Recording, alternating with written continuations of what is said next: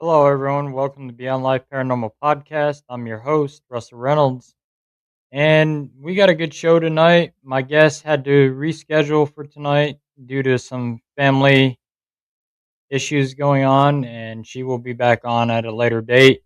But the show still must go on. So say hi to everybody in the chat. Hi, Sandy. Welcome in. Um, so Before we get into it, we do have a sponsor now. My good friend Charlie May and Andrew Baker are both gospel music singers. They had written a series of children's books, and they are friends of the show. They're kind of sponsoring the show now, and so we are going to play their commercial for them.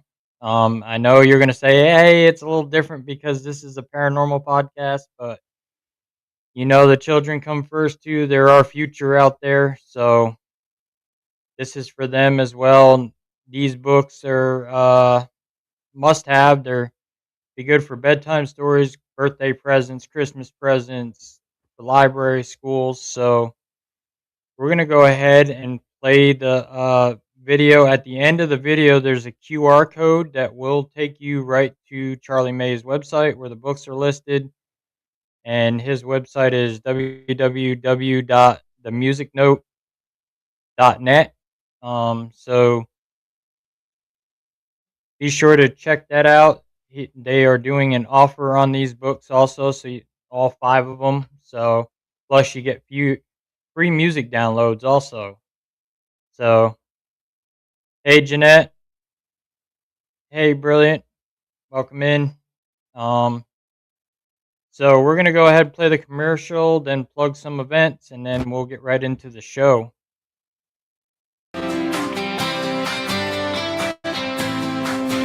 I sing out loud, my voice lifts hearts. Tucker House proud when the music starts. Sawyer plays the keys, soul through sound. Carson's guitar shakes the ground. We're the dream team, and we love to sing. Tucker backs us up, he's such an amazing pup. He keeps the rhythm. And there we go. So yeah, if you like some children's books, feel free to get a hold of them. They are also on Facebook too. Um, they both written this book along with Charlie May's granddaughter. She's the co-author of it. So yeah, definitely check it out. Um, so before we get into the show, we're going to plug a couple events. May 9th, Mother's Day, we will be in Toledo, Ohio at Mortuary Manor. My dad and I are the VIP guests. So get your VIP tickets, come out and investigate with us. Get a ticket for your mom for Mother's Day. Bring her out on her first paranormal investigation. There's general admission tickets, which is you get to go at your own pace, or the VIP tickets let you go with my dad and I and see how we investigate, see what mysteries we can uncover together. Especially if you're new to the paranormal field, definitely get VIP tickets. Come and learn from us. You get to investigate with cousins of Ed and Lorraine Warren, John Zaffis. So come on out and check out that event. It's going to be a good time. Um, check out Eclipse Paranormal on Eventbrite and look up Mortuary Manor, and you will find tickets. If you're going to get VIP tickets, get them fast because they will sell out quick. Um, so get them early and get them in so that way you don't miss out. There's also a down payment option, so you can put down payments on them. So you don't have to pay the full amount right away. So our next event that we're going to be at, we got a couple more that we're working on now. Two in August. We got one in September, which is the West Kentucky Paranormal Expo. We are confirmed for that. We are going to be out there with Ken 10 Paranormal, who's running it. Teps Investigates. Uh, our good friend Aaron G. Thompson from 28 Days Haunted. He is the headliner and one of the speakers. I'm one of the speakers along with my dad out there.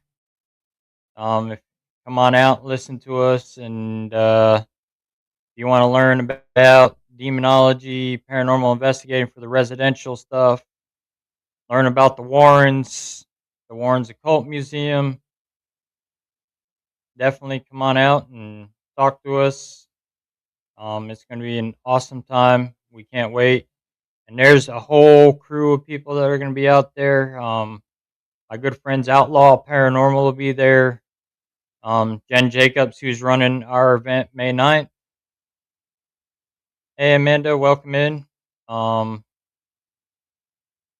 and there's several other good people that are going to be out there, teams and vendors.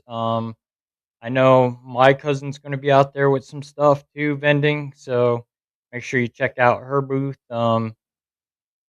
And she does a lot of 3D printing, so she's going to do some paranormal 3D printing stuff. So be sure to come out and check that out.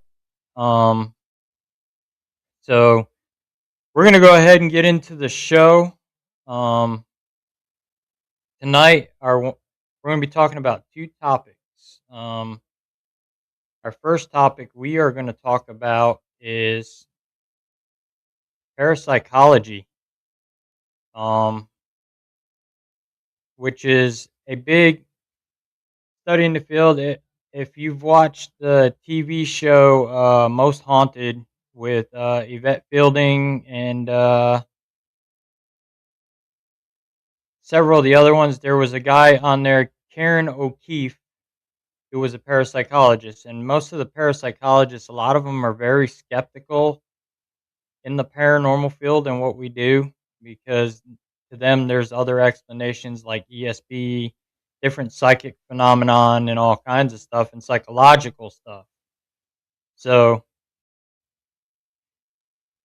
parapsychology is the study of an alleged psychic phenomenon, extra extrasensory perception, telepathy, teleportation, precognition, clairvoyance, psychokinesis, which, like my cousin Lorraine Warren, is clairvoyant.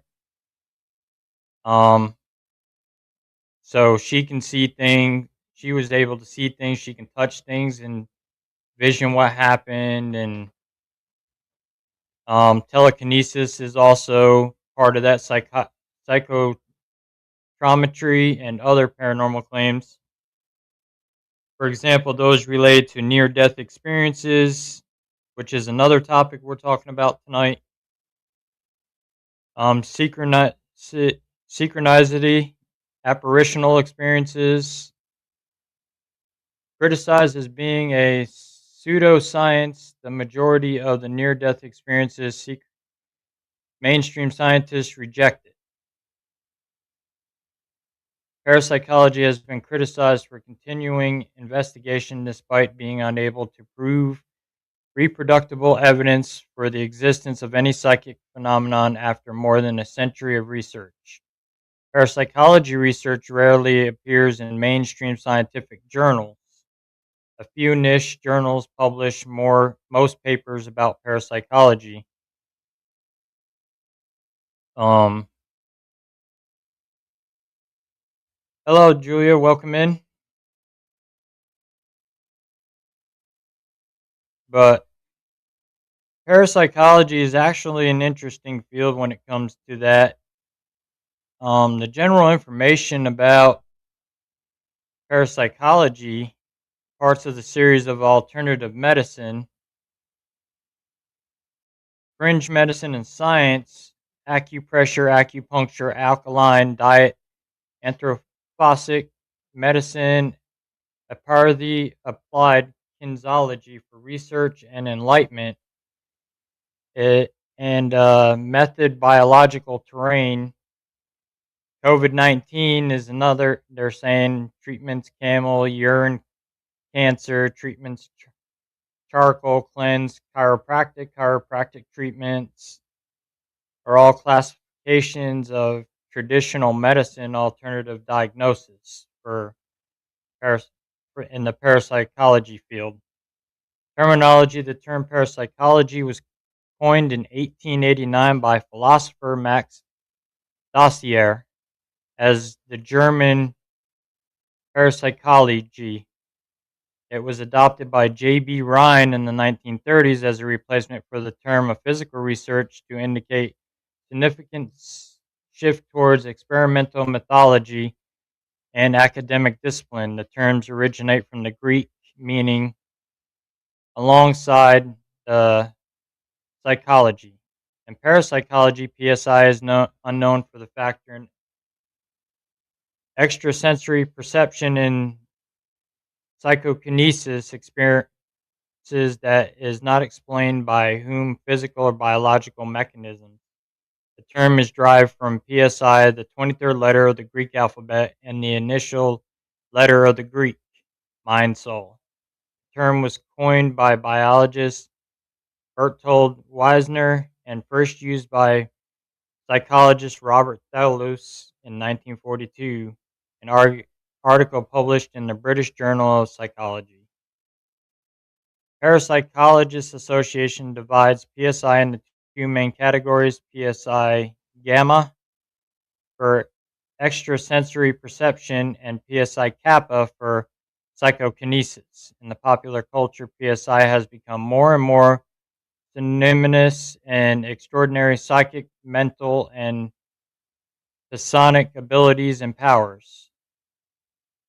Early psychophysical research: Henry Slade with Jonathan Carl Friedrich.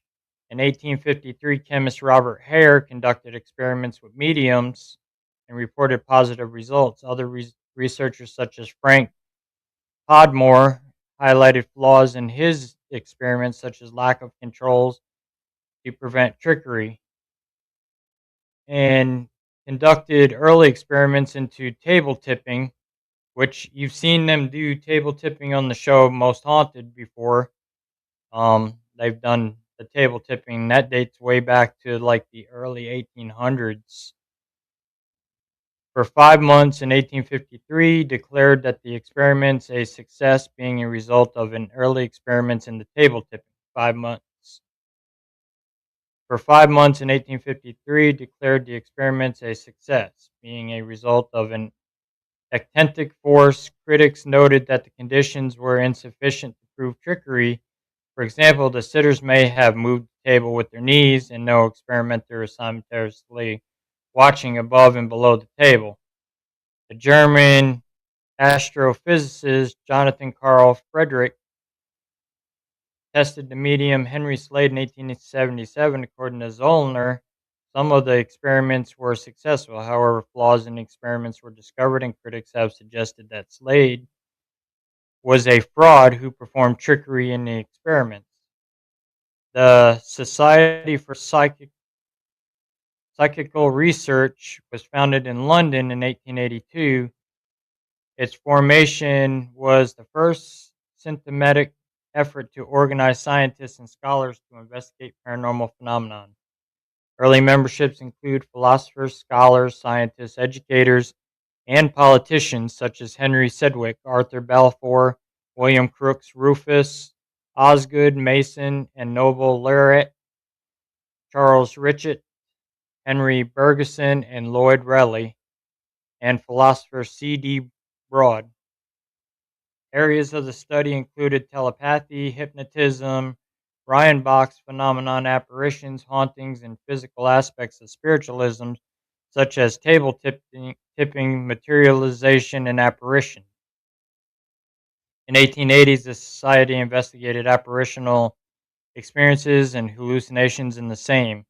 Among the first important works was the two-volume publication in 1886, Phantasms of the Living, which was largely criticized by scholars. In 1894, the Census of Hallucinations was published, which sampled 17,000 people.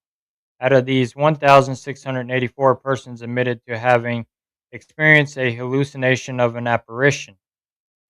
The SPR became the model for similar societies in other European countries and the United States during the 19th century.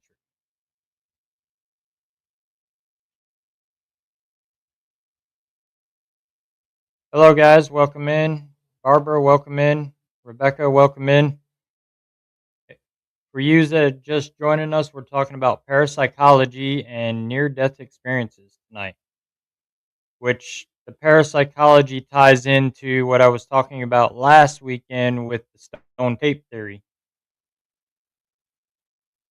Early clairvoyance experiments were reported in 1884 by Charles Richet. Playing cards were enclosed in envelopes, and a subject was put under hypnosis to identify them. The subject was reported to have succeeded in a series of 133 trials, but the results dropped to the chance level when performed before a group of scientists in Cambridge. J.M. Pierce and E.C.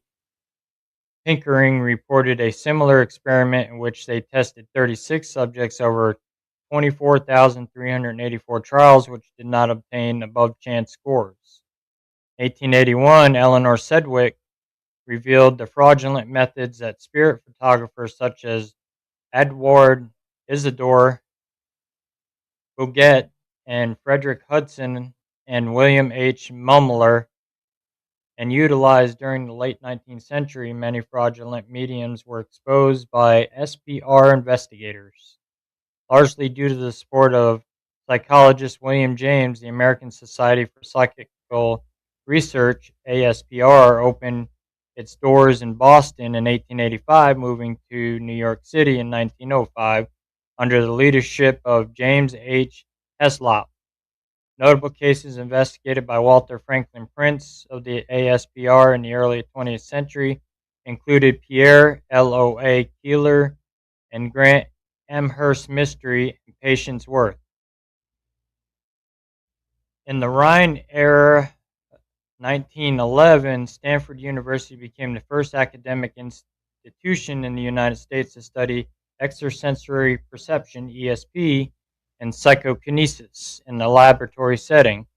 The effort was headed by psychologist John Edgar Hoover and funded by Thomas Welton. Stanford, brother of the university's founder, after conducting approximately 10,000 experiments, Hoover concluded that statistical treatments of the data failed to reveal any cause beyond chance. In 1930, Duke University became the second major U.S. academic institution to engage in the critical study of ESP and psychokinesis in a laboratory under the guidance of psychologist William McDougall and with the help of others in the department, including psychologist Carl Zenner, Joseph B. Rhine, and Louisa E. Rhine Laboratory. ESP experiments include using volunteers. Subjects from undergraduate student body began, as opposed to the approaches the physical research which generally sought qualitative evidence for paranormal phenomenon. The experiments at the Duke University proffered a quantitative statistical approach using cards and dice as a consequence of ESP experiments at Duke. Standard laboratory procedures for testing of ESP were developed and adopted by interested researchers worldwide. George Estabrook conducted an ESP experiment using cards in 1927. Harvard students were used as subjects. Estabrook acted as the sender with the guesser in the adjoining room. Estabrook conducted a total of 2,300 trials. When Estabrook sent the subjects to a distant room with insulation, the scores dropped to chance level. Attempts to repeat the experiment also failed. Publication of J.B. Rhine's book New Frontiers of the Mind in 1937 brought laboratory's findings to a general public. In his book, Rhine popularized the word parapsychology, coined by psychologist Max Dossier over 40 years later to describe the research conducted at Duke. Rhine also founded an autonomous parapsychology laboratory within Duke. He started the Journal of Parapsychology, which he co-edited with McDougall. Early parapsychological research employed the use of Zener cards in experiments designed to test for the existence of telepathic communication or clairvoyance or precognitive perception. Ryan also, with associate Carl Zener, had developed a statistical system for testing for ESP that involved subjects guessing what symbol out of the five possible symbols would appear when going through a special deck of cards designed for this purpose. A percentage of correct guesses or hits significantly above 20% were perceived as higher than chance and indecisive of psychic ability. Ryan stated in his first book, Extrasensory Perception, that after 90,000 trials, he felt ESP is an actual and demonstrable occurrence. Irish medium parapsychologist Eileen J. Garrett was tested by Ryan at Duke University in 1933 with Zener cards. Ryan replaced certain symbols on the cards, sealed them in an envelope, and asked Garrett to guess their content. She performed poorly and later criticized the test by claiming the cards lacked a psychic energy called energy stimulus and that she could not perform clairvoyance to order. The parapsychologist Samuel Soule and his colleagues tested Garrett in May of 1937. Soule conducted most experiments in psychological laboratories at the University College London. Soule recorded over 12,000 guesses, but Garrett failed to produce above chance level. In his report, Soule wrote, "In the case of Mrs. Eileen Garrett, we failed to find the slightest confirmation of J.B. Ryan's remarkable claims. Relating to her alleged powers of extrasensory perception, not only did she fail when I took charge of the experiments, but she failed quality when four other carefully trained experimenters took my place. The parapsychology experiments at Duke evoked much criticism from academics and others who challenged the concepts and evidence of ESP. Many psychological departments attempted to retreat Ryan's experiments with failure. W. S. Cox, 1936, from Princeton University, with 132 subjects, produced 25,064 trials in playing cards ESP experiment. Cox concluded there is no evidence of extrasensory perception either in the average man or of the group invested in any particular individual of that group. The discrepancy between the results of those obtained by Ryan is either due to uncontrollable factors in experimental procedure or to the different in the subjects. Four other psychological departments failed to replicate Ryan's results after thousands of cards runs. James Charles Cambrad failed to duplicate the results of the Ryan. So, illusionist Milbourne Christopher wrote years later that he felt there are at least a dozen ways a subject who is wished to cheat under the conditions Ryan described could be decisive, deceived the investigator. When Ryan took precautions in response to criticism of his methods, he failed to find the high-scoring subjects. Another criticism made by chemist Irving Langmuir, among others, was one of the selective reporting. Langmuir stated that Ryan did not report scores of subjects that he suspected were intentionally guessing wrong, and that he felt biased and statistical results higher than they should have been. And then he used his research used dice, which subjects willing them to fall a certain way. Not only can dice be drilled, shaved, falsely numbered, and manipulated, but even straight dice even show bias in the long run. Casinos, for this reason, retire dice often. but at the Duke, subjects continued to try the same effect with the same dice over long experimental runs. Not surprisingly, PK appeared at Duke and nowhere else. So, this is actually an interesting thing with the parapsychology. Um, check the chat here. Hey, Kim, welcome in. Hey, Carol, welcome in. Hey, Cuz, welcome in. We're just talking about parapsychology tonight and near death experience. For the ones that are joining me, I did have a guest, but she had to reschedule, so she will be on at a later date. Um,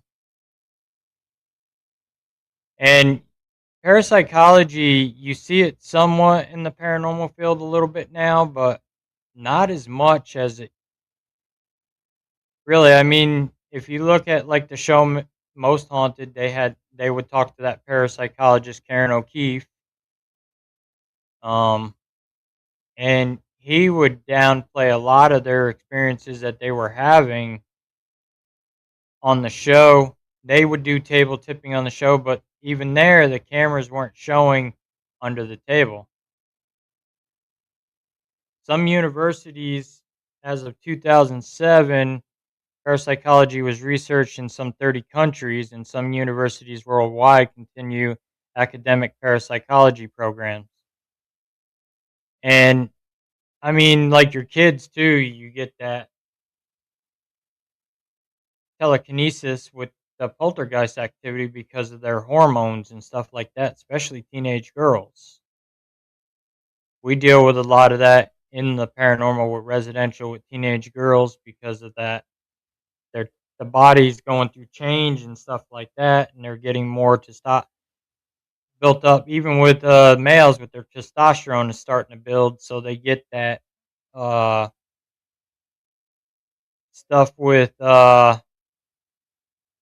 parapsychology and their telekinesis and moving stuff and the poltergeist activity, which is part of like this telekinesis and be able to move objects, which is all a form of energy.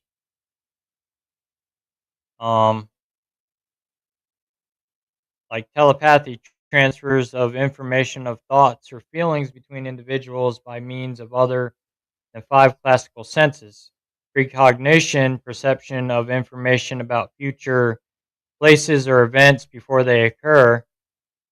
Clairvoyance, obtaining information about places or events at remote locations by means of unknown to current science. Psychokinesis, the ability of the mind to influence matter, time, space, or energy by means unknown to current science. Near death experiences, an experience reported by a person who nearly died or who experienced clinical death and then revived. Reincarnation, the rebirth of a soul or other non physical aspects of human consciousness and a new physical body after death, which most religions, like if you were watching The Mariner of Spirit last night with Father Bob on there, like the Catholic religion doesn't believe in reincarnation. It's not in their belief system. Um, so, apparitional experiences, phenomena often attributed to ghosts. An encounter in places a deceased individual is thought to have frequented or in association with a person's former belongings. The definitions for the terms above may not reflect their mainstream usage nor the opinions of all parapsychologists and their critics. So, and according to Parapsychological Association, parapsychologists do not study all paranormal phenomenon, nor or are they concerned with astrology, UFOs, cryptozoology, paganism, vampires, alchemy, and witchcraft.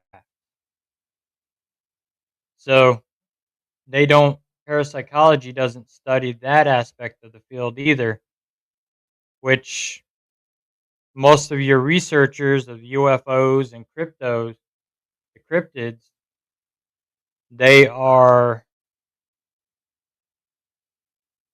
doing that with, they believe that the cryptids are paranormal. So are the UFOs are fall in the same category as paranormal, but the parapsychologists do not study that aspect.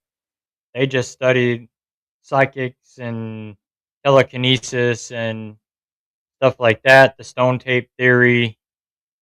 Um,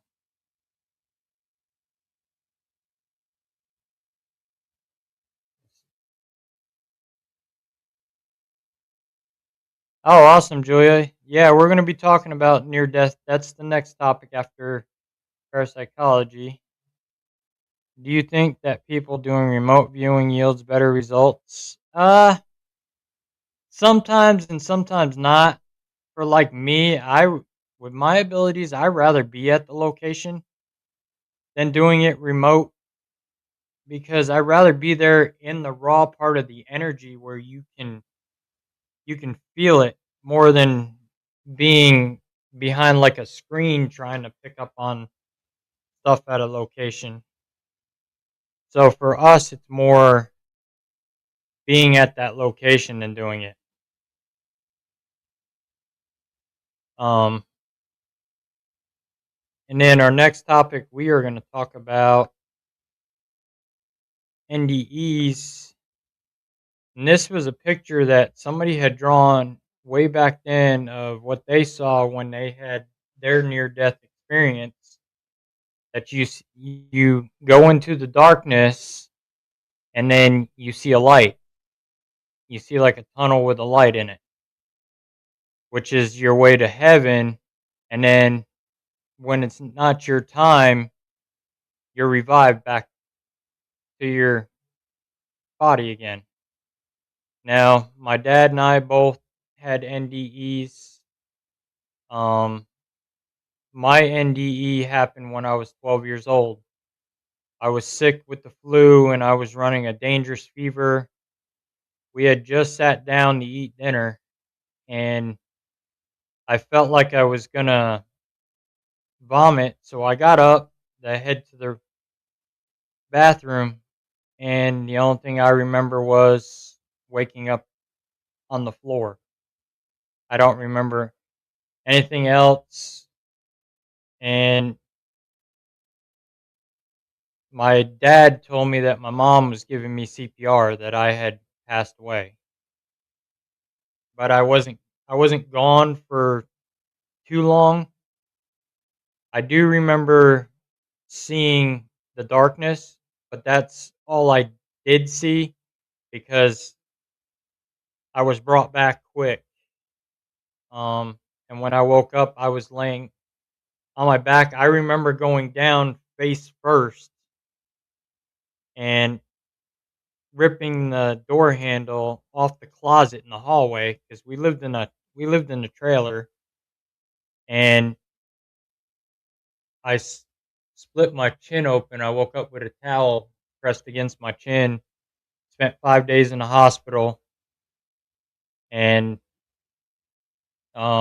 my dad's happened back in the '70s. He was in a GMC sports car convertible. Him and his buddy were on their way to work, and a drunk driver early in the morning blasted through a red light, T-boned him, collapsed the whole car. The engine was in my dad's lap, and he ended up getting an iron rock rake sticking in the back of his head. And he woke up in the hospital to nuns reading his last rites. The only thing he could hear was he ain't gonna make it. And he saw the darkness and then the white light and hovering above his body. And then he was brought back. It wasn't his time to go. And this happened before I was born. So, um, so that's kind of our near death experience stories. It that is an interesting topic. Do you think that having the NDE enhance it has, yeah, because we both have crossed over to that other side.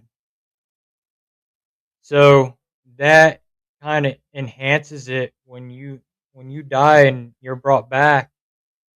And I believe that we're brought back for a purpose. There is more work for us to do here. And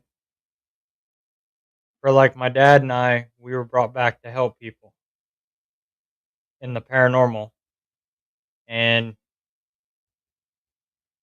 so we had a lot more to do, so that's why the good Lord didn't take us up there yet.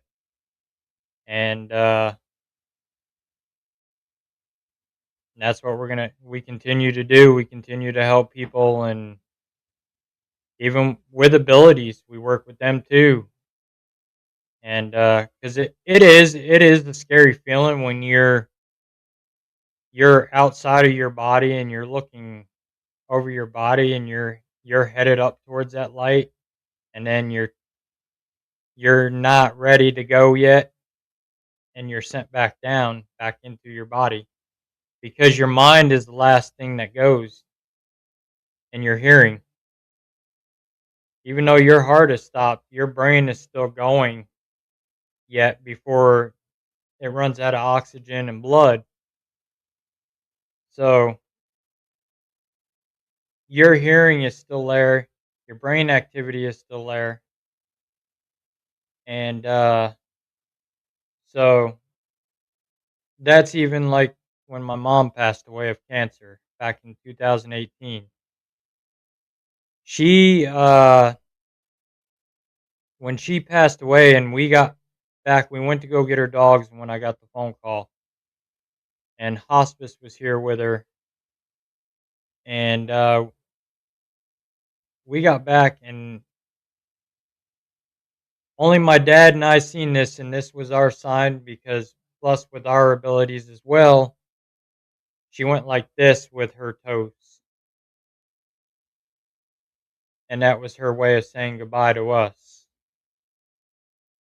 And me, nobody else saw that, just my dad and I, and that was for us. It was meant for us to see it, and she crossed over. So, and that's usually what happens. And her spirit still comes back from time to time to the house here. She still comes to visit. Um, Several people have been at my house. Team members have seen her. Um, she's been spotted with me on paranormal cases. We helped a client, and she had abilities, and she described my mom right to me. She said she was standing right next to you with her hand on your shoulder. So,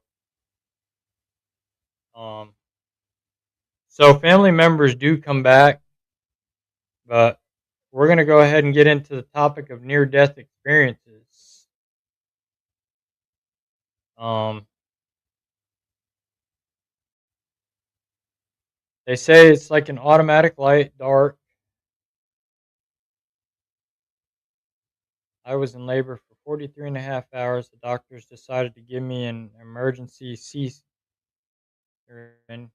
They had to put me all the way out. I stopped breathing, and they had manually pumped my lungs until they got my son out of me. I couldn't walk for 2 days. I only seen, yeah, because you weren't gone for that long, so they brought you back right away. Um, my mom went through gallbladder surgery, and they lost her 3 times, and she stopped breathing, and they were able to bring her back.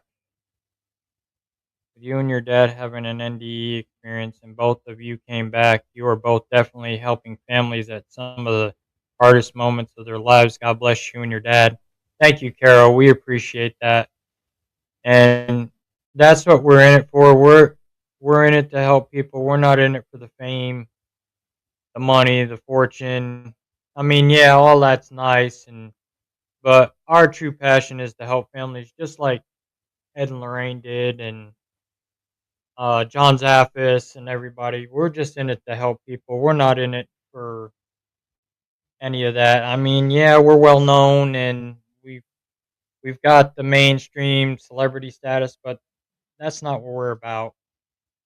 We're just us. We're not better than nobody.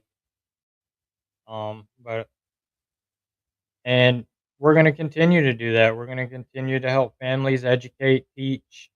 That's what we love to do, and that's our passion. That's what we're going to continue. That was the reason why we were brought back. This was our calling to do this, and um, and God knew too. We were with Ed and Lorraine Warren, and we had much to learn. So from them, and when I started investigating at 13 years old, I mean, I had my first paranormal experience at 6, and continued when I hit 13 to investigate, and that's what I've been going ever since. I mean, I'm pushing 32 years in this field now. It'll be coming up here in a couple months. I'll be at 32 years, and Beyond Life Paranormal Research will be running 20 years this year. So, and we're going to continue to do that. So, we're going to dive into this parapsychology. This is some info. It's kind of a short one that I found on Wikipedia for near death redirects here for the comics near death. NDE redirects here for other uses. See, a near death experience is profound personal experience associated with death or impending death, which researchers describe a near death experience as an NDE as having similar characteristics. When positive, most but not all reported experiences are, such experiences may as having encompass a variety of sensations, including detachment from the body, feelings of levitation, total serenity, security, warmth, joy, the experience of absolute desolation, review of major life events, the presence of a light, and seeing dead relatives. While there are common elements, people's experiences and their interpretations of these experiences generally reflect their cultural, philosophical, and religious beliefs. NDEs usually occur during a reversible clinical death. Explanations for NDEs vary from scientific to religious. Neuroscience research hypnotists that an NDE is a subjective phenomenon resulting from disturbed bodily multisensory integration that occurs during life threatening events. Some transcendental and religious beliefs about an afterlife include descriptions similar to NDEs. Etymology, the equivalent French term for experience de mort imminente, experience of intimate death, was proposed by French psychologist and epidemiologist Victor Egger as a result of discussions in the 1890s among philosophers and psychologists concerning climber stories of the paranormal life review during the falls. In 1892, a series of subjective observations by workers falling from scaffolds, soldiers who suffered injuries, climbers who had fallen from heights, and other individuals who had come close to death, such as in near drownings and accidents, was reported by Albert Heim. This was also the first time the phenomenon was described as a clinical syndrome. In 1968, Celia Green published the analysis of 400 first-hand accounts of out-of-body experiences. This represented the first attempt to provide taxonomy of such experiments viewed simply as anomalous perceptual experiences or hallucinations.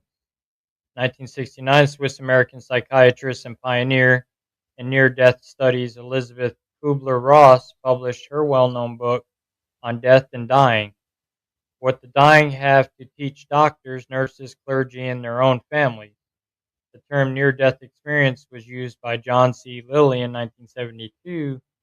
The term was popular, popularized by the 1975 by the work of psychiatrist Raymond Moody, who used it as an umbrella term for out of body experiences (OBEs), and the paranormic life review, the light, the tunnel, the border. So that is a little bit what I found on Paris on near death.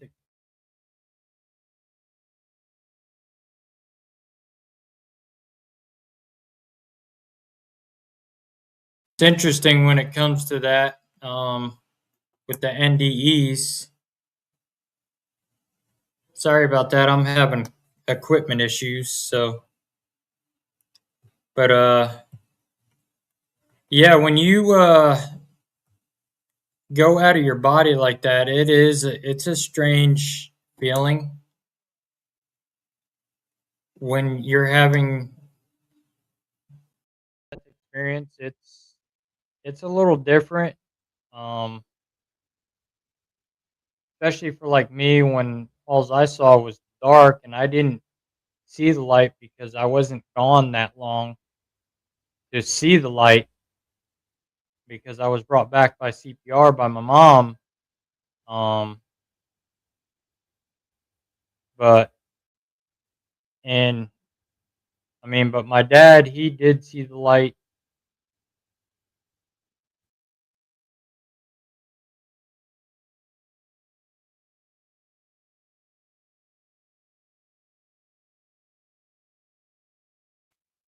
Hang on, guys, I'm having mic issues. Sorry about that.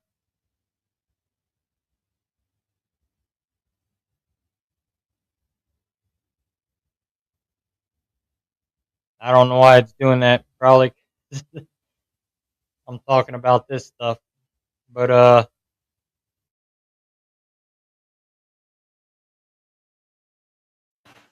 yeah, there went my mic again, guys. So I'm down to my computer mic.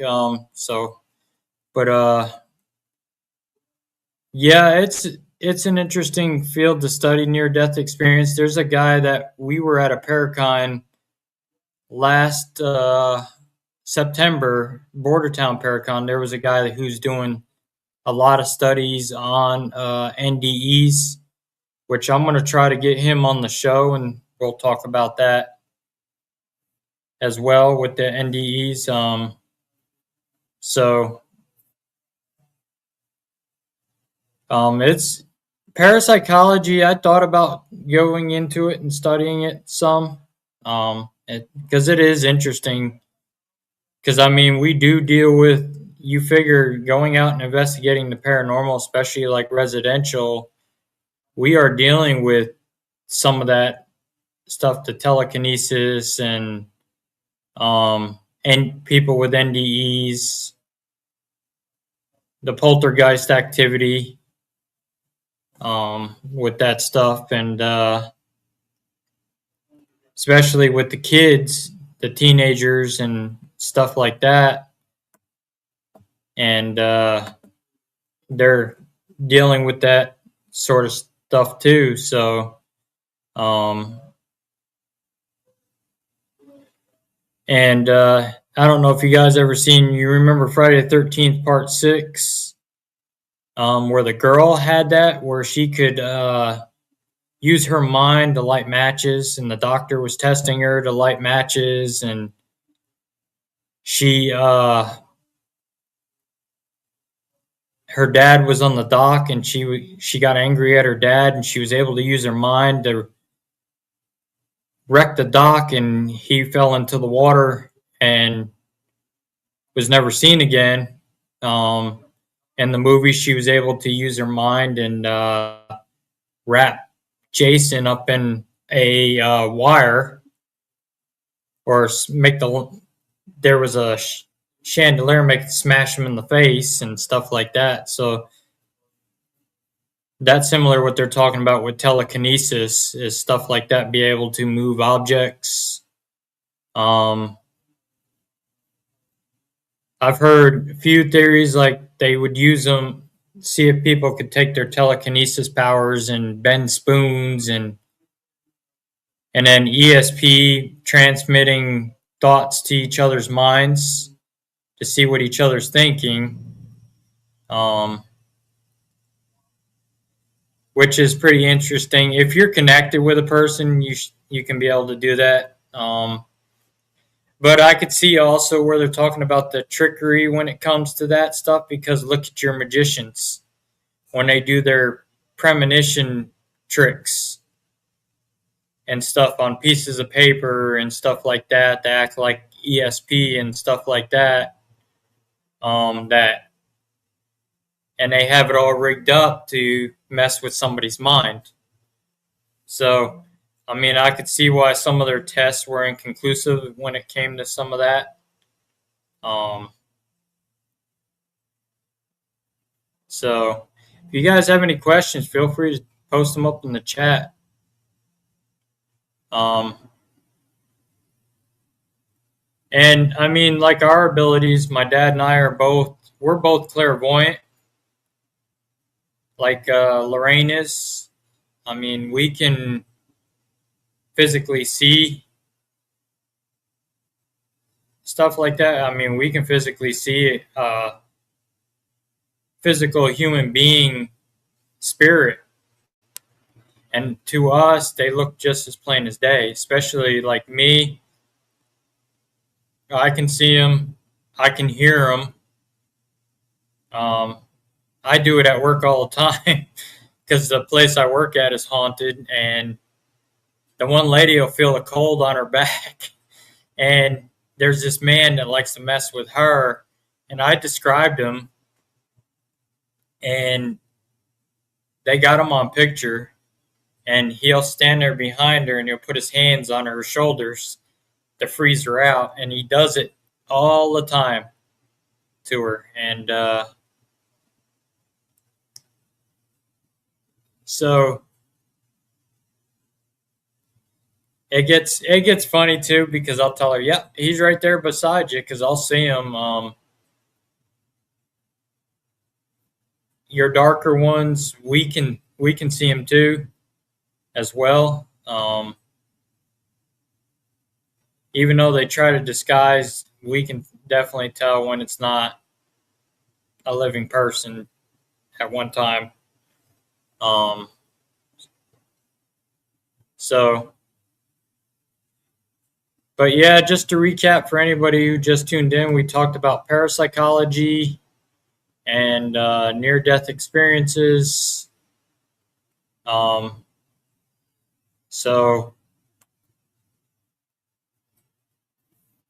if you're new to it and not sure what an NDE, the near-death experience is when you pass away and your spirit leaves your body and you go to the other side and you're seeing a dark all the way around you, and then all of a sudden you see a white tunnel of light that opens up, which is a way to heaven, and then you're brought back. Can you read living people? I mean, what kind of person they are? Yeah, I've done it in the past. My dad definitely can. He can read people. That's why I let him do a lot of our client interviews, because a lot of times our clients are trying to hide stuff from us. So my dad's able to read through them and pick it out, and um, my dad can also future wise see what future like.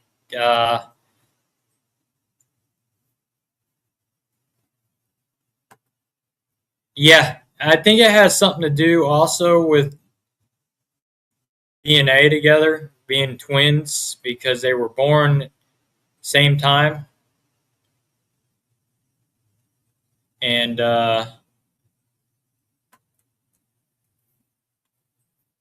they can do that. Um, but yeah, Jeanette, we can read living people. That's why some psychics don't want nothing to do with my dad because of his energy, and they feel it, and it's overpowering to some psychics. We had one that even said to him, "I don't want no part of you," because of his energy was through the roof. She shook my hand, but I know how to tone mine down. I know how to shut mine off as well too, if I need to. I can block myself. A lot of psychic people can't read me either because I put up that wall, that block, and I don't let people in. I'll let them see what I want them to see, but that's it. Nobody will ever truly get inside of me to read me. So same with my dad. He's got that wall as well too. So and you have to have that, especially for what we do in the paranormal field. You have to know how to control that and shut it down because even with abilities, you can be really attacked and hurt by something. And it's like Father Bob was saying last night. Saying he was saying the exact same thing I am about it. With abilities, you have to be careful when you're in these haunted locations.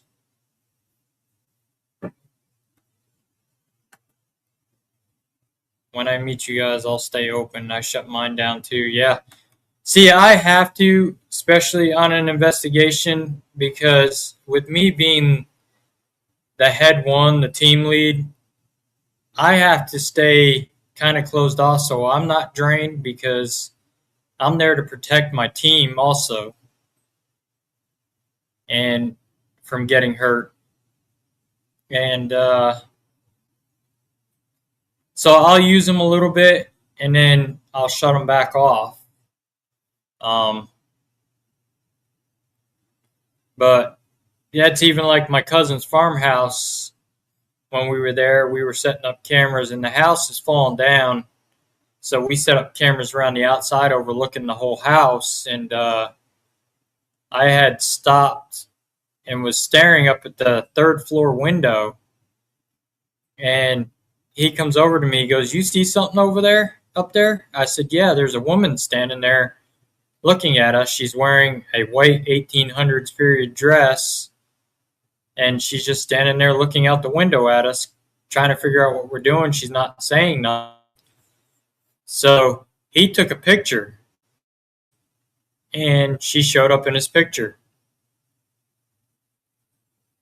And when we went to do the haunted movie theater, we dropped paperwork off to the owner, and I was standing there. We were talking to her, and I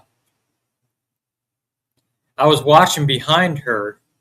And some of you may have heard me tell this story before, and there was a man standing behind her. And so when it came time to do the investigation there, she says, "Russell, I got to ask you, what did you see standing behind me? I know you were watching over my shoulder." I said, "There was a man standing in the doorway, looking at us, trying to figure out why we were here. And he had kind of like reddish hair, and he had it kind of parted on the one side. He wore glasses. He was in a 1920s attire." And she says, "You just described Frank Cello, the former manager of the movie theater." Hey, Grancer, welcome in. Hey, Russell, how are you today? Hope all is well. I figured I was having internet issues. Didn't know you having issues as well, just listening. Yeah, for some reason my mic is acting up, so I'm using my computer mic. It does that when you talk about And I've noticed this does it to spirits in my house because my house is haunted. Um, if I don't acknowledge them, they'll start cutting my mic off on me, and when I acknowledge them, everything works fine. So, and in fact, my dad's seen one of the spirits that are in my house. He's seen a man the other night, and I think he's connected. It was either the man that got killed here in the tornado in '75, or it's connected with the land because this town is old. It goes all the way back to the Civil War era, and it's actually named after a Civil War general from Kentucky, John C. Breckinridge. So, and we have stuff from the Mormons here, and many, if you know the history of Missouri, up in Caldwell County, they had the Hans Mill massacre. Ray County had the Ray County Battle of Crooked River Mormon massacre. Um, so we deal with a lot of it.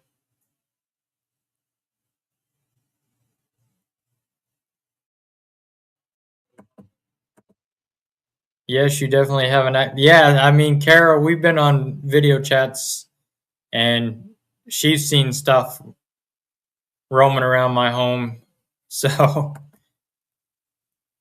she actually saw my mom one night too when we were video chatting. My mom was actually standing right behind me when I was sitting in the chair. So um but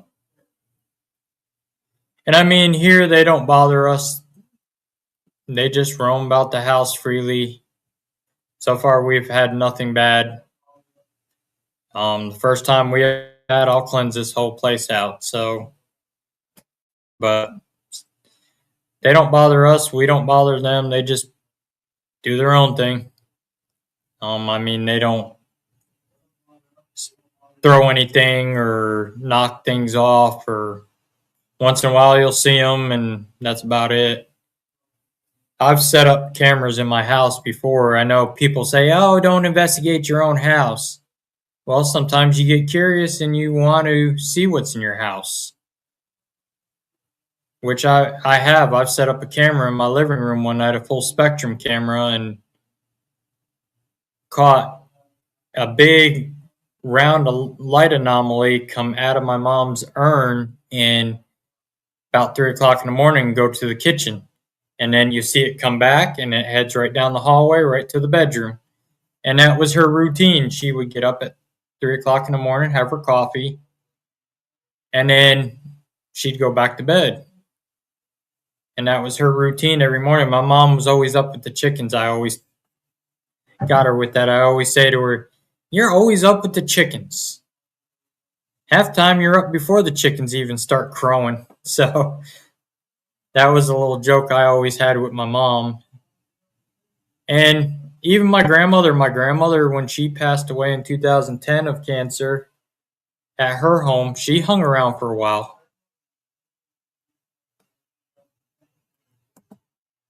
We must clean the house like they said on Practical Magic. If they really want to clean, they can grab my Swiffer. Yeah. If they can move stuff around, they need to pick up a mop or a broom. I tell them at work too. We'll do spirit box sessions at my job when we're like eating dinner and stuff like that, or taking a break. And there's a few times they told us to get to work, and there was one of them that said one night about working. Yeah, I need to work, and I said, "You can do my work for me." And I said, "If you move a mop and start mopping the floor or sweeping the floor, I'm going to film that." And I even set my keys on the table. I said, "Here, you can have my keys too, and we'll just watch." But they never take you up on it. So, but yeah, it's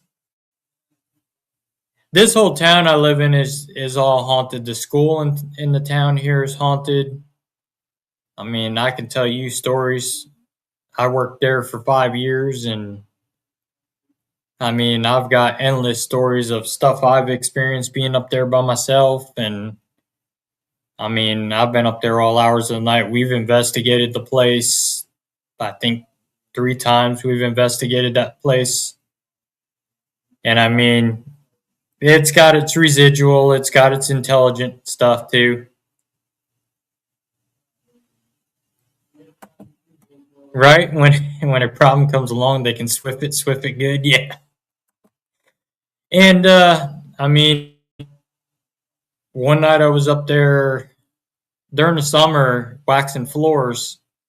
I was waxing the main hallways, and uh, so I could have it done in one day. That way, staff come in and wouldn't interfere with us while I was up there. It was about 9 o'clock, and I was putting the last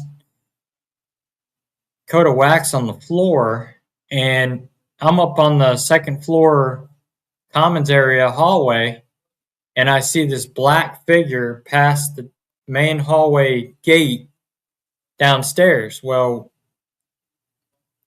I ran down the stairs to catch him. There was no way it could get away from me that quick because I wasn't that far. I see the gym door open, and we just had the gym floor done, so nobody could get into the gym to walk across that floor because they would stick right to the gym floor finish. And I shined my light in there. There was nothing. There was no footprints into the gym floor finish, nothing.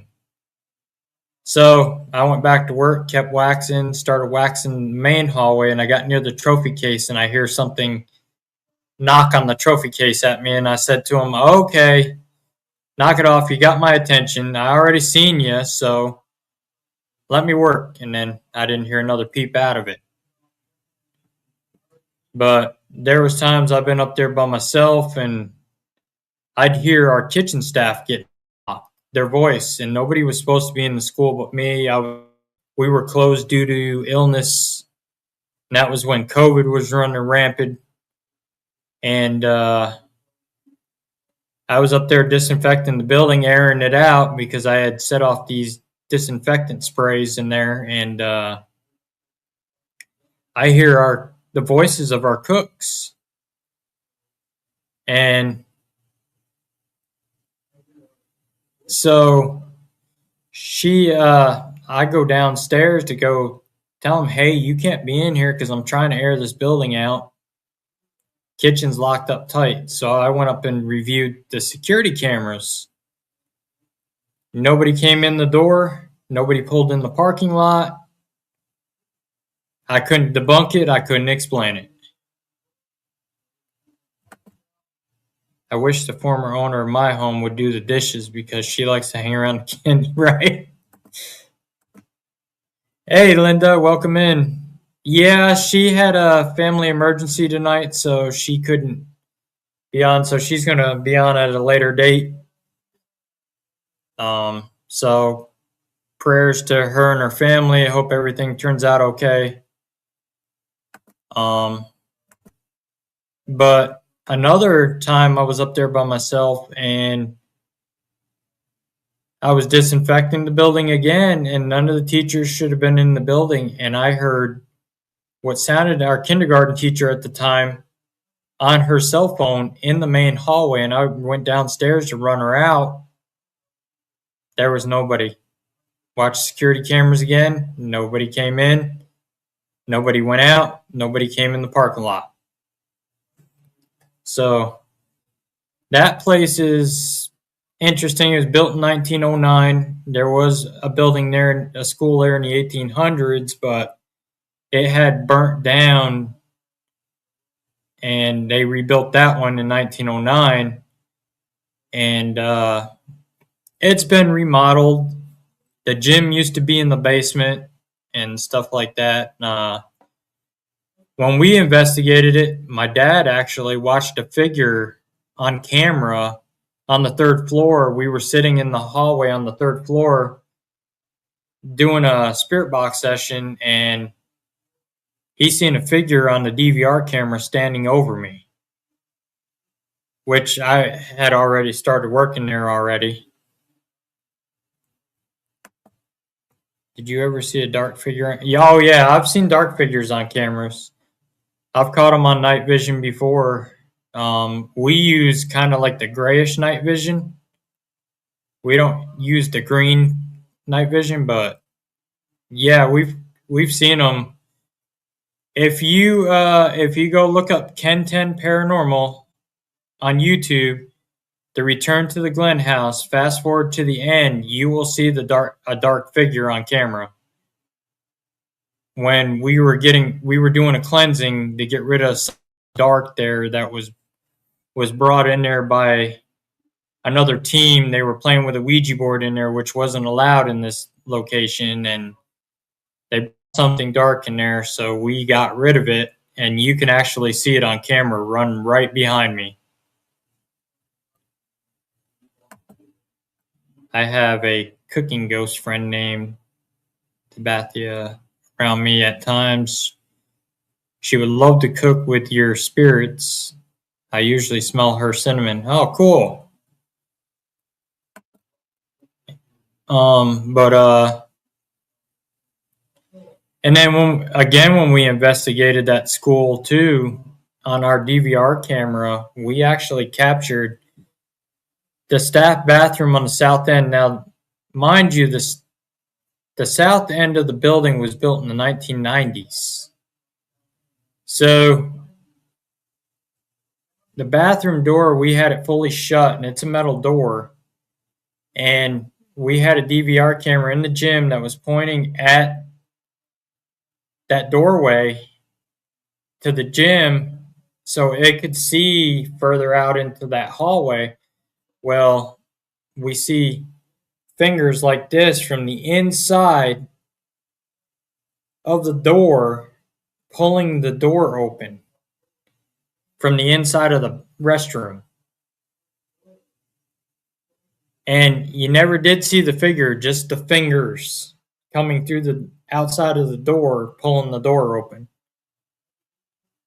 And there was always this mysterious loud bang. We could never find where it came from. We would set up command central down in the cafeteria, which is down in the basement, and my dad would sit there and watch the cameras. He had all the utensils in the kitchen moving back and forth and rattling. Other reports I've heard when my cousin worked there, they were closing up after a basketball game one night, and they had the lights off. They're in the main hallway, and they're staring at the gym, and they can hear a whole nother basketball game going on in there. Cheerleaders, people cheering, whistles, the scoreboard buzzers, everything in there. I've seen a dark figure standing up close behind my mother at her house. At the time, I didn't know what to do. I've since learned.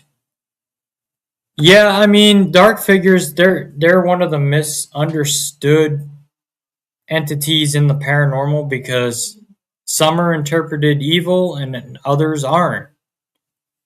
I mean, we're still trying to figure out that whole ordeal. Even scientists are with the shadow figures, what they are. I mean, the one my dad and I seen in that hotel didn't even bother us. It just stood in the doorway, looked at us, and then left. It didn't even bother us. Where they say like Hat Man and the cloak shadow figure with the red eyes, they say those are evil. Even a theory when I did a past episode on shadow figures, what if were wearing when they died, they were wearing all black? Maybe they were wearing a black hat, black shirt. They could have been wearing a black hoodie with the hood up when they died. So that's another theory to think about. Maybe it's something they wore when they died, so they became like your goth kids wearing all black. So you never know. I mean, some of the shadow figures we've encountered never done anything except for one that we did in Oklahoma. That one was something demonic. That was a black demonic shadow figure. Because I've got the battle scars to prove that one. Um, that thing ripped my arm open, and so,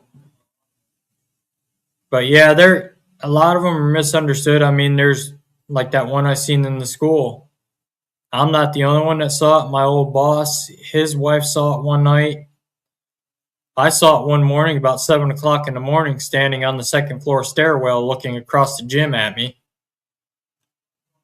I went in early. Our power was out due to a thunderstorm we had, and I was working on the south end because the light was coming in through there, and the track kids had just left, so school was on a 2-hour delay because of the power. And I managed to get a picture of that figure standing on the stairs looking at me. The former principal there, she seen one day we were walking through the gym going to meet the sub bus driver. Hey, Richie, welcome in. And her and I both seen the stage curtain move, like somebody was behind it, somebody was peeking through it. And she said to me, "Can you go up there and check? And if it's a kid running the class." So I rushed up there. There was nobody up there. I looked behind the back curtains along the wall. Nothing. There was no way the kid could have got past me either without getting caught. And I went to her and I said, "There's nobody up there." And she says to me, "Really?" I said, "Yeah, there was nobody up there." She says, "You saw that curtain move too, didn't you? Like somebody was peeking through it?" I said, "Yeah, I saw it." And I said, "That's not uncommon for the stage in that gym." I said, "You see all kinds of stuff in there." And there's stuff that still continues to happen in that school. Secretary won't stay there past dark. She does not like being in that building by herself. Anytime during, or if I was leaving to go to lunch and it was just her and I there, I would have to let her know that I was leaving, and she would leave with me at the same time because she won't stay there by herself. She was in the office one day there by herself, and she had the door locked and something was rattling the door handle. She's been in that south bathroom, and the one old custodian, she thought it was him.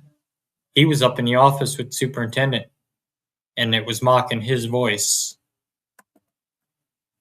I feel that sensing whenever there are positive or negative is important. In apparition I saw through, I watched him walking, felt safe, later learned that he didn't know he was dead, eventually asked help to cross over. He said, "Okay." Oh, that's awesome. And I mean, we do have that power. Like Father Bob was saying last night, we do have that power to pray over them, to send them on their way. Shadow figures can talk, and they seem to come through portals. I've seen them almost my whole life. Most are just observing, only a few freak me out. My dorm mates and friends seen some of them. Same time I did. No way to debunk it. One talked to my dorm mate. I told that story and several others published in books now. Yeah, I believe they can talk. I mean, I believe they are kind of the spirit realm that can give us EVPs and talk through boxes and stuff like that. I mean, it's not uncommon for it.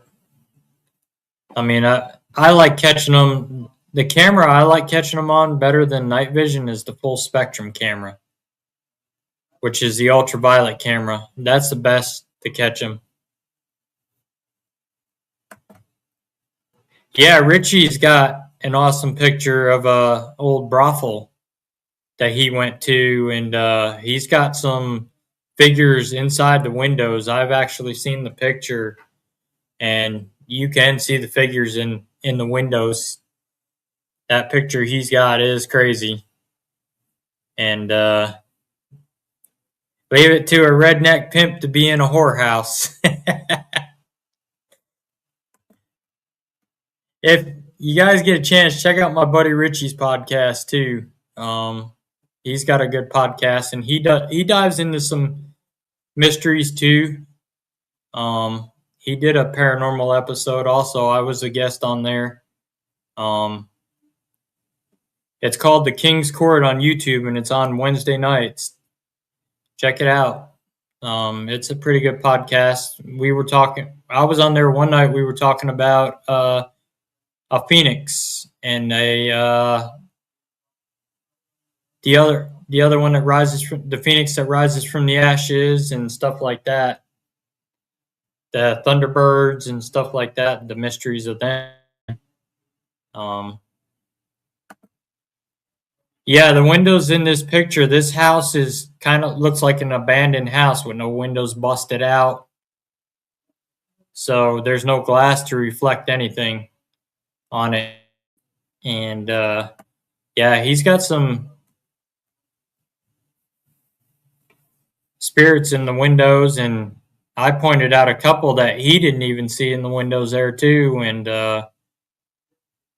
so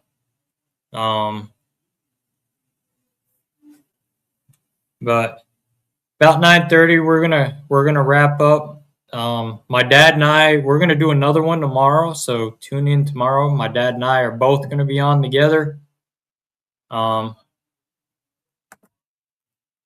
I'll be back starting new season session Wednesday at 7.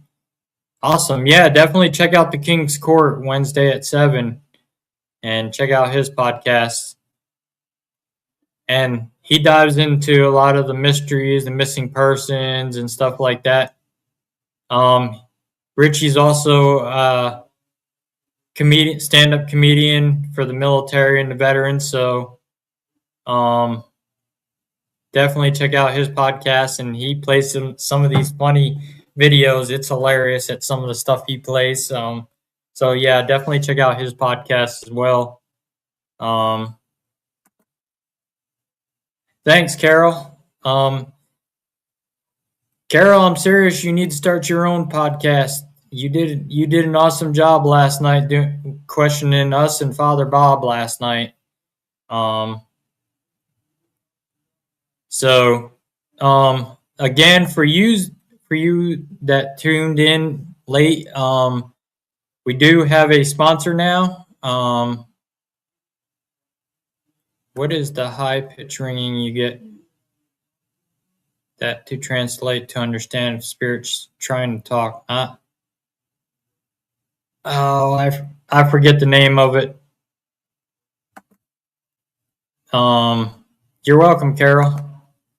For you ones that tuned in, we do have a sponsor now. We're gonna replay their commercial. If you got kids that are into reading books, children's books, my two buddies, Andrew Baker and Charlie May, they wrote a series of children's books, and Charlie's granddaughter Hannah, it's the books about her and Tucker, her dog, and she's the co-author of it. I will play the video at the end. There's a QR code. These books will make great gifts for your kids, for birthdays, Christmas, bedtime stories. They are running a special. You can buy all 5 books, plus you get free music downloads. They are both gospel music singers, so if you like gospel music, they do gospel country music. So I got one question here, and then we'll play that commercial. Oh, Russell, quick question. Russell, who was the U.S. Army vet you had on back when you would stream on the other channel you left. He was Special Forces. Oh, Terrence Pop. He has the Redonkulous podcast on YouTube. That's who I had on.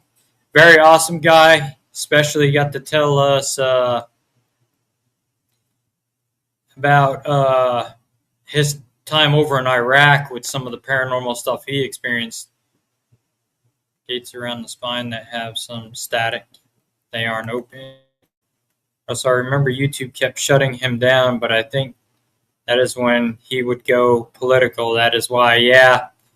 He does a lot of political stuff on his podcast, but yeah, he's a former military veteran, Green Beret, Special Forces, Army Ranger. And he talks about, if you go back, it's on my YouTube channel, the episode, if you guys want to rewatch that and listen about his experiences over in Iraq with the paranormal.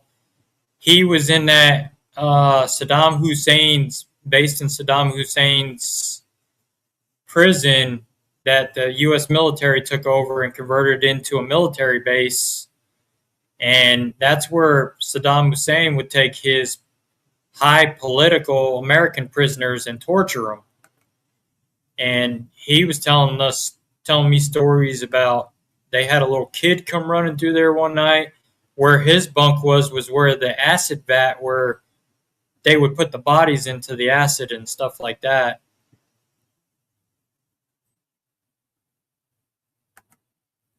Thank you. Yes, I went to follow his channel, but he is not mostly paranormal. That is what I tuned in for, because he goes more political stuff. Yeah, and that's why I had him on mind to talk about his paranormal experiences that he had going on. But we're going to see. I found a lady's podcast talking about this and wrote down the instructions to open gates. The gates follow the chakras. Yep. We're going to go ahead and play this commercial real quick, and then I'll be right back with you guys. Definitely check out these books. You get free music downloads when you purchase the books for your kids. Be good for grandkids as well. I'm going to throw this commercial up, and then I'll be right back with you guys again. I sing out loud, my voice lifts hearts. Tucker House proud when the music starts. Sawyer plays the keys, soul through sound. Carson's guitar shakes the ground. We're the dream team, and we love to sing. Tucker backs us up, he's such an amazing pup. He keeps the rhythm. And that is a commercial. So you YouTube bots, Facebook bots, if you're going to flag me for the music, I do have written permission to use the music that is written by Charlie May and Andrew Baker.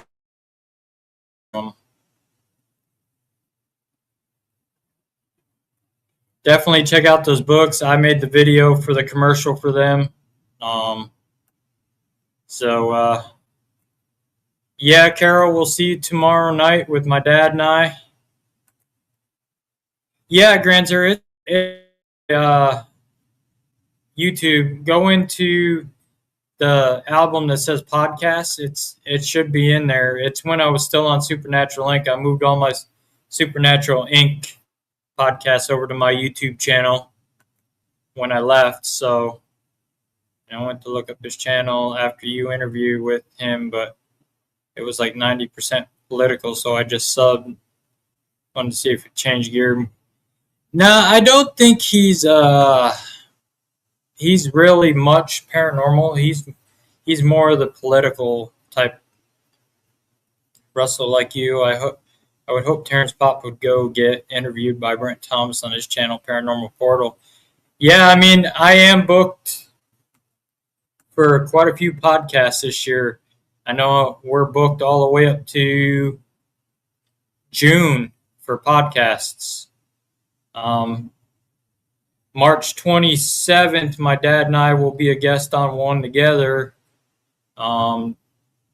It's on All Access TV network.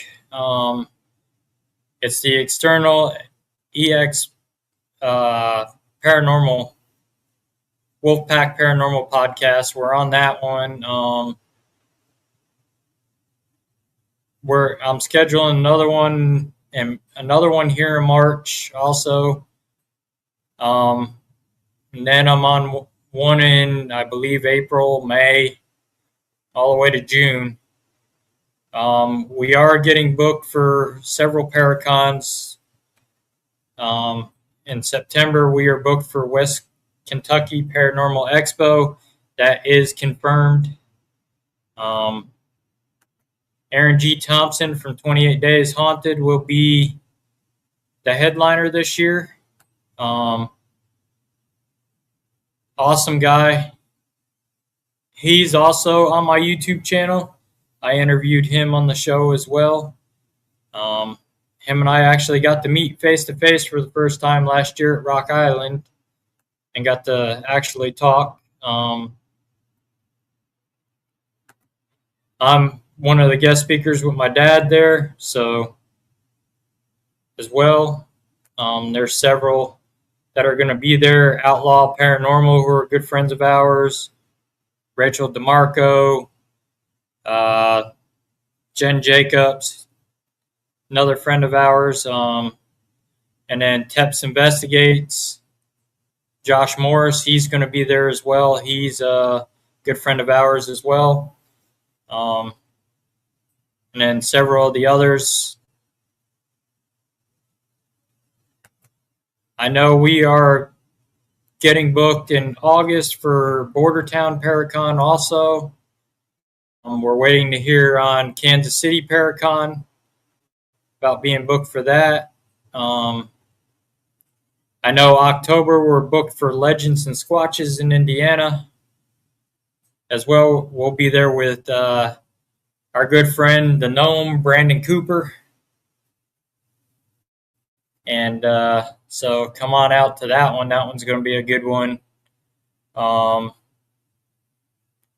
And we're waiting to hear, probably coming up soon, I'm waiting to hear from Kent. We're going to be booked at a mini Paracon at the Glen House, and us and Kenton Paranormal will be leading the paranormal investigation afterwards of the Glen House, and it hasn't been confirmed yet, so we're still waiting to hear on that. But with that being said, come also check us out May 9th in Toledo, Ohio. Make sure you get your VIP tickets to come investigate with my dad and I, the cousins of the Warrens. And especially if you're new to the paranormal field, feel free to come out and get VIP tickets. Bring your mom for a Mother's Day present. Maybe she's into the paranormal, or maybe she wants to get into paranormal. Here's the perfect time to take her on her first paranormal investigation. You can get tickets on Eventbrite. If you look up Eclipse Paranormal on Eventbrite and look up Mortuary Manor, you will find all the ticket prices for general admission and for the VIP investigation. There is a payment option, so you can do a down payment on tickets so you don't have to pay it all up front.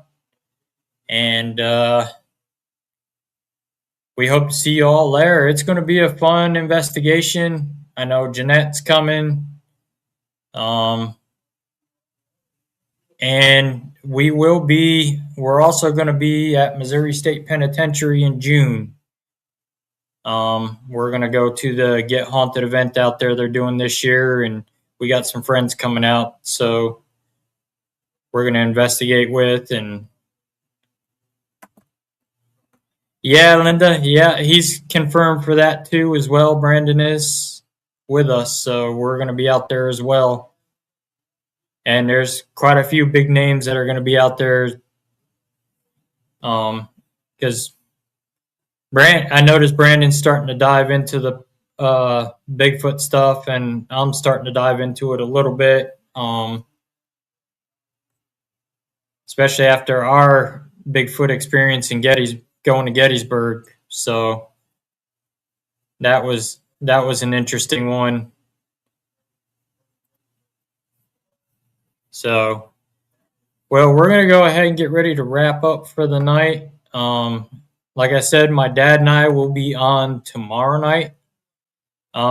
So hop on tomorrow night. Tomorrow night, we're going to be talking about probably residential stuff and talking about the demonic stuff that we deal with and stuff like that, and wherever the night takes us. So definitely tune in tomorrow night about 8 o'clock Central Time, and you'll be able to come pick our brains.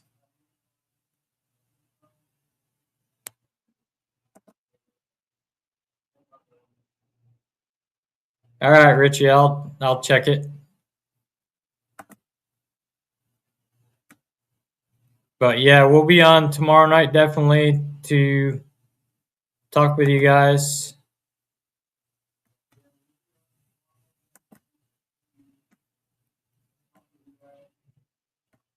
And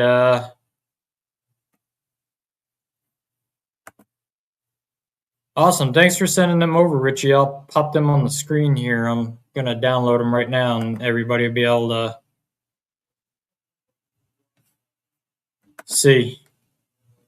We'll see what people pick out of them.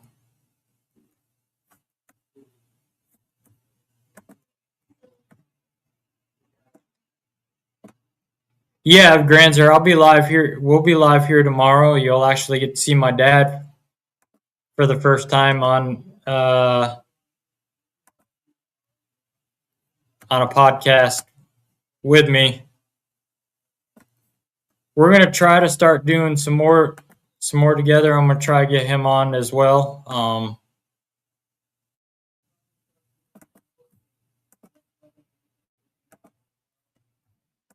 So before you go, I'm gonna show you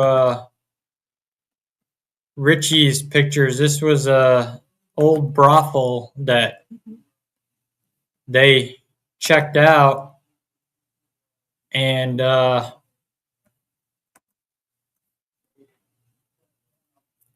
in the windows, as you can see, there's no glass, and the bottom window here on the left and in the door, you can actually see two figures in there, and then there's one in the upstairs left window.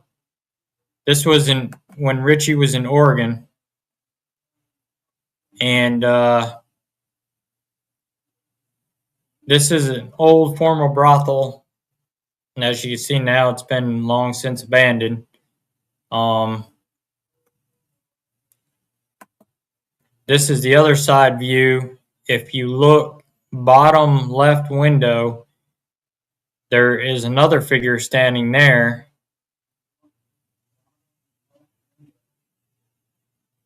And then